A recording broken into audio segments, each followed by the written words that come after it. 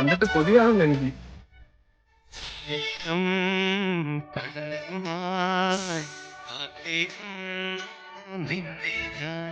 കൊതി വരുന്നുണ്ടോ? ഉണ്ടല്ലേ. പക്ഷേ ഒറ്റ ഇരിപ്പിന് ഇത് മുഴുവൻ കഴിച്ചു തീർക്കാൻ പറഞ്ഞാൽ നടക്കുമോ? ഇല്ല. ഇതുപോലെ തന്നെയാണ് വലിയ ചാപ്റ്റേഴ്സ് പഠിച്ചു തീർക്കാനുള്ള കഷ്ടപ്പാട്. ആ പ്രശ്നം എങ്ങനെ സോൾവ് ചെയ്യാൻ നമുക്കൊന്ന് നോക്കിയാലോ. മക്കളെ, ഒരു വലിയ ടോപ്പിക് മടുപ്പില്ലാതെ പഠിച്ചു തീർക്കാൻ വേണ്ടിയിട്ട് നമുക്ക് പ്രയോഗിക്കാൻ പറ്റുന്ന ഒരു ടെക്നിക്കാണ് ചങ്കി. ഇപ്പൊ നമ്മുടെ മുന്നിൽ ഒരുപാട് ഫുഡ് ഉണ്ടെന്ന് കരുതാം. ഇത് മുഴുവൻ ഒറ്റ ഇരിപ്പിന് കഴിച്ചു തീർക്കുക എന്ന് പറയുന്നത് ചിലപ്പോൾ ഭയങ്കര ക്ഷീണിപ്പിക്കുന്ന കാര്യമായിരിക്കും.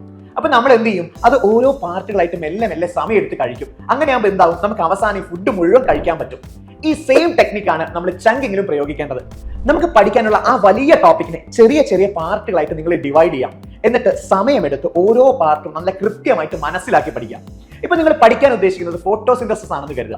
അപ്പൊ എന്ത് ചെയ്യണം? എന്താണ് ഫോട്ടോസിന്തസിസ്? എന്തൊക്കെ കാര്യങ്ങളാണ് ഇതിൽ ഇൻവോൾവ് ആയിട്ടുള്ളത്? എങ്ങനെയാണ് ഈ പ്രോസസ്സ് നടക്കുന്നത്? എന്താണ് ഇതിന്റെ ഇമ്പോർട്ടൻസ് എന്നുള്ളതൊക്കെ നിങ്ങൾ എന്ത് ചെയ്യുക? ഓരോ പാർട്ടുകളാക്കി മനസ്സിലാക്കി പഠിക്കാം. എന്നിട്ട് നിങ്ങൾക്ക് സ്വയം എഴുതി നോക്കാവുന്നതാണ്, അല്ലെങ്കിൽ ആർക്കെങ്കിലും പഠിച്ചു നോക്കാവുന്നതാണ്. ഏറ്റവും ഒടുവിലായിട്ട് നമ്മൾ പഠിച്ചിട്ടുള്ള എല്ലാ പാർട്ടുകളും ചേർത്ത് വെച്ചുകൊണ്ട് നിങ്ങളൊന്ന് എഴുതി നോക്കുക, അല്ലെങ്കിൽ പറഞ്ഞു നോക്കുകയും ചെയ്യാം. അങ്ങനെയാകുമ്പോൾ എന്ത് സംഭവിക്കും?